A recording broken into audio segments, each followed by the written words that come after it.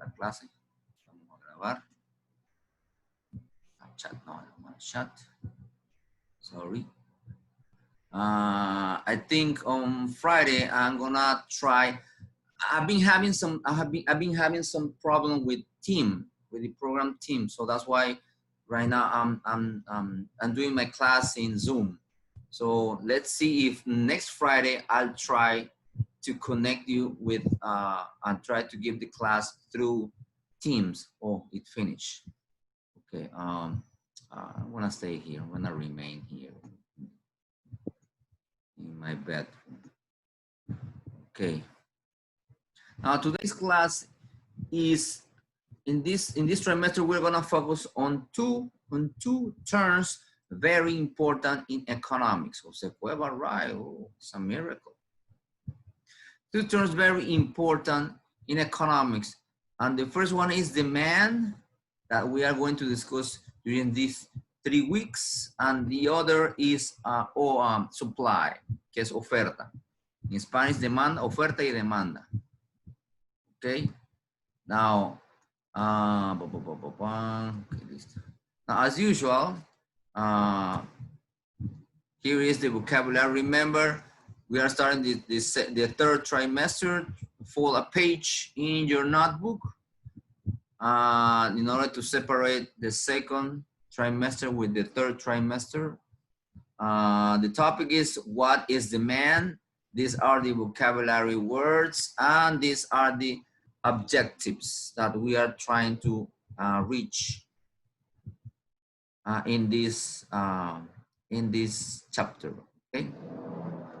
Now let's begin. Now the forces of supply and demand establish the price. Las fuerzas entre la demanda y la oferta es lo que establece el precio en el mercado. The price and the best served for both for el productor y el consumidor, producer and consumer. Now, what is the demand? Demand is the desire, es el deseo to have some goods, un bien o un servicio, good or service, and the ability to pay for it. Now, if you don't have the money, the necessary money, then you won't be able to satisfy that demand that you want. Okay. Demand and define it. What is demand? Demand is the different quantities of goods that consumers are willing means que tienen el deseo, and able, y que tienen la capacidad, la habilidad, la capacidad to buy at different prices. Por ejemplo, si yo me quiero comprar un Ferrari, o si yo me quiero comprar un, digamos, un Forerunner o una Honda Pilot, que son carísimas, yo tengo que ver, yo puedo tener el deseo, I could have the willing to buy it, puedo tener el deseo, pero puede ser que no tenga la capacidad, I'm not able to buy it, no tengo la capacidad de comprarlo, ¿ya? Porque es muy caro. Entonces lo que tendría que buscar es otra opción para poder satisfacer mi necesidad. Okay, over here there's an example. It says Bill Gates is able, o sea que él puede comprarse un Ferrari. He's able to purchase a Ferrari, but if he is not willing, pero si él no tiene el deseo, entonces ahí no hay una demanda. There has no demand for one. No hay una demanda sobre ese bien, sobre ese artículo. Eso es lo que es demanda y oferta. Now, aquí hay otro ejemplo que aparece en el libro. Recuerden que los documentos, the PDF documents are ready in Neo platform. All the documents are already in Neo platform. So in order to complete the assessment questions and all the vocabulary, you have already the document in the platform. Now, let's see the examples. You may want the latest album by several of your favorite bands at a price of between 10 and 12 bucks. Bueno, en mi tiempo no costaba eso, en mi tiempo costaba más o menos como 18, 20 dólares más o menos. Aquí te voy baratitos. Pero ya ni se ve, ya no se ve eso. Okay, between 10 and 12 each, you can afford them. Since you have both the desire for them and the ability, because you have money, to pay for them, you do have demand for the albums. Tiene una demanda por ese álbum. Price is one of the major factors. Es uno de los factores muy importantes that influence demand. The law of demand states that when the price go when the price of a good or service falls, cuando el precio cae, the consumer buy more of it. El consumidor puede comprar un poco más de ese mismo bien. Cuando el precio baja, el consumidor compra más. Cuando el precio sube, el consumidor compra menos. Esa es la ley de la demanda, la ley de la demanda, the law of demand. As price of a good or service increases, a consumer usually buy less of it. Compra menos de eso. Now, in other words, en otra palabra, quantity demanded, cantidad demandada, and price have an inverse result or opposite relationship. ¿Ya? Esa es la demanda. Aquí vemos otra figura where it says the law of demand. As price fall, quantity demand goes up. As price increase, the quantity demand goes down. As simple as that. Now, there is another example, price and demand. Sherry has been saving to buy a DVD box set of original Star Wars trilogy that it might cost $34.99. Cherry goes to the Montclair. She is disappointed that Star Wars setup sold out. Se vendió todos. And new shipment, el nuevo embarque entregará en una semana. She decided to buy some other DVDs so that she won't go home empty-handed. No se vaya a la casa con las manos vacías, así que decidió comprarse otros DVD, pues ya que no estaba el DVD que ella quería de la trilogía de Star Wars. But she also decided to save roughly half of her money towards the future purchase of Star Wars trilogy. Now, as she looks through the movies, DVDs, she sees that most of those as wanted sales at the price of $15. How many will she buy at that price? Let's say she decided to buy 3 and keep the rest of her money for the Star Wars trilogy. But what if each of the DVD wants a cost of $5? Shirley might decide that the price is such a good deal that she can buy 7. Es como si ustedes fuesen a una tienda, vamos a suponer una zapatería, donde me están vendiendo las Adidas, que usualmente las Adidas puede costar como $60, $70 una zapatilla Adidas, pero están en oferta. Entonces la oferta me la dan a la mitad de precio, vamos a suponer como $38, más impuestos.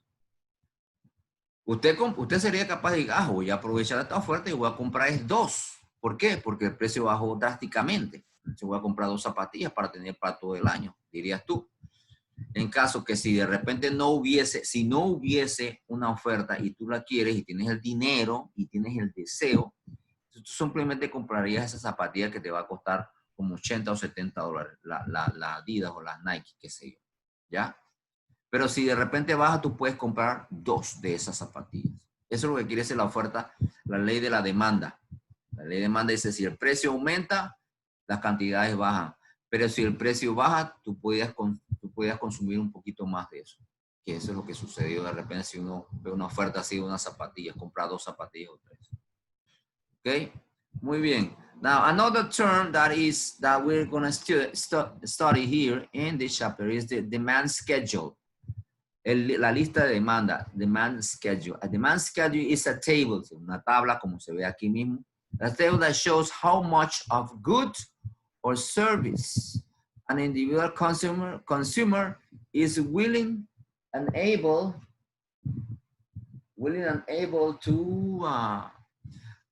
to purchase at each price in market. In other words, a demand schedule shows the law of demand in chart form, en esta manera. Aquí vemos una columna, vemos aquí el precio del kilo de manzana y las cantidades que se pueden demandar por ese kilo de manzana. Si cuesta 100 pesos, $100, nada que compraría son 200. Mientras que va bajando el precio, mire que va aumentando las cantidades. A un precio de 50 el kilo, compraría 700. Mientras el precio baja, la cantidad aumenta. Y cuando el precio sube, las cantidades disminuyen. ¿Ok? Esa es la ley de la demanda. Y aquí esto significa, esto que estamos viendo aquí es una demand schedule, donde te indica las cantidades demandadas en diferentes precios. Now, también hay otro término que es the market demand schedule. Pero este es individual de una persona. Pero este sería el schedule, uno así parecido a este, pero para el segmento o para un mercado específico. Por ejemplo, the market demand schedule. El listado de la demanda en el mercado. En el mercado. Este es individual de acá. Demand schedule. ¿Ya? Dice, shows how much of a good or service all consumers are willing. All consumers. This is the word. All consumers are willing or able to buy at each price in the market. Okay. Now, aquí vemos un example that individual demand schedule. Individual demand schedule.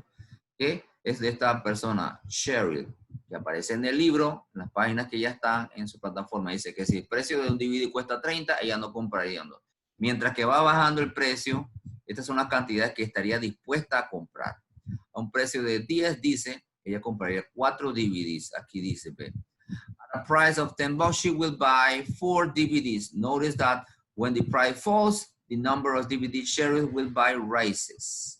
When the price raises, the number she will buy falls. So quantity demanded and price have an inverse and opposite relationship, que es lo que ya le habíamos dicho. Now, the market demand schedule. Now, este es otro término. Now, the market demand schedule. Aquí ya lo vimos que es el grupo, el colectivo. Dice, the schedule also shows that the quantity of DVDs that Cheryl's demanded raises and falls in response of the change of prices. Si eso responde, si aumenta o baja, la demanda aumenta o baja, va de acuerdo al precio en cuanto a Cheryl que quería comprar un DVD. Sometimes, however, an individual demand schedule does not give business owner enough information. Al dueño de un almacén no le da mucha información, simplemente tiene que hacer una investigación de mercado. ¿Cómo se hace? Vamos a ver.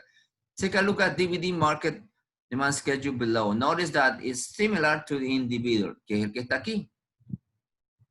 Pero ¿cómo hacen este market demand schedule?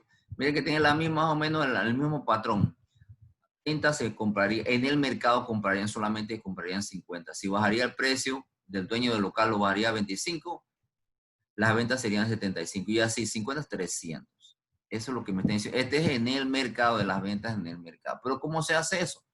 Se hace esta manera, dice, how Rafael es el dueño de la tienda. Dice, Rafael create a market demand schedule. First, he survey una encuesta his customers, a sus clientes, asking them how many DVDs they would buy at a different price. Next, he review his sales figures to see how many DVDs he sold and each at its price. And techniques such as this for investigating a specific market are called market research. Market research is involved in gathering and evaluating of information about customer and preference. Now, hemos visto lo que es la demanda, la ley de la demanda, hemos visto lo que es el market demand and the schedule demand. Muy bien, ahora vamos a ver un par de videos que nos hablan sobre both those terms. Now, the first one, let's see, is the about, like it says, demand, individual demand, and market demand. Okay, let's watch.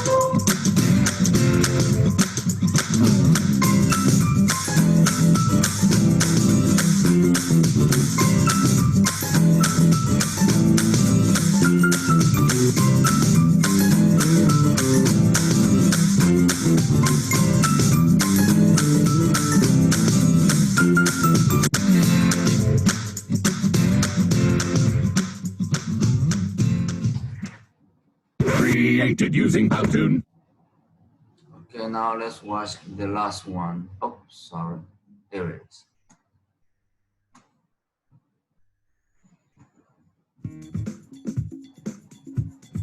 When you talk about demand, what comes to mind first is markets.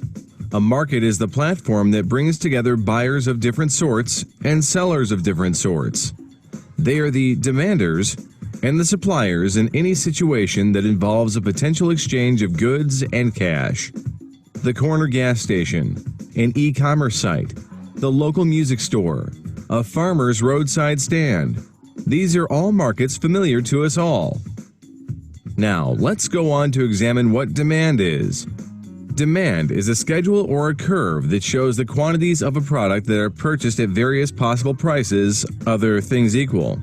It shows you the pattern that a consumer follows when he is willing and able to purchase various amounts of a product at each of a series of possible prices during a specified period of time.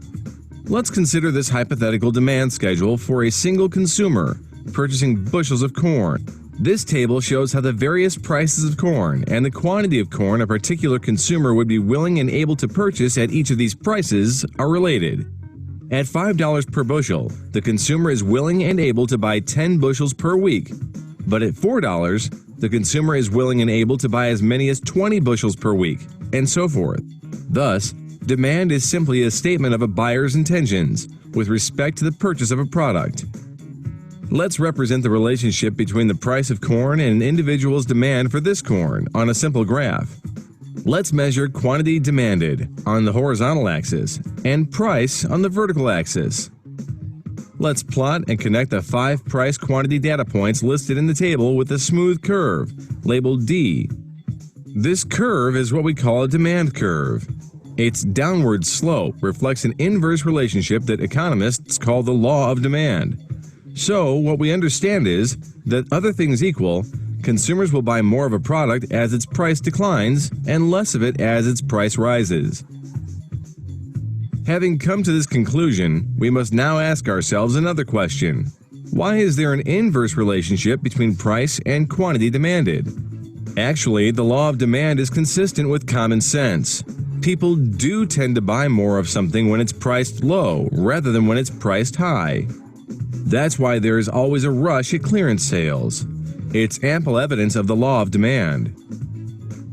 Buying depends on one more thing, and that's utility.